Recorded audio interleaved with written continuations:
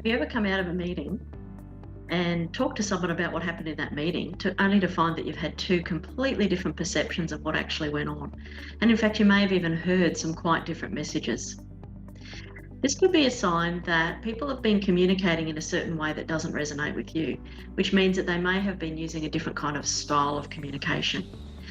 When we get to know different personality styles, we start to learn ways that we connect with our audience in being able to relate to different types of styles. So, for example, some styles really love detail and they kind of gloss over the big picture, but they really want to know the nitty-gritty detail. And until you answer those questions like how and why, they won't come on board with your communication. Other styles love the big picture. And basically, if you go into too much detail, you're going to completely bore them and they're going to switch off and turn off and may even miss some of the important messages that you might have to say. When you're considering all the stakeholders that you're dealing with in projects, getting an understanding of their styles and their approach can be a really powerful way to effectively communicate with people that you need to influence.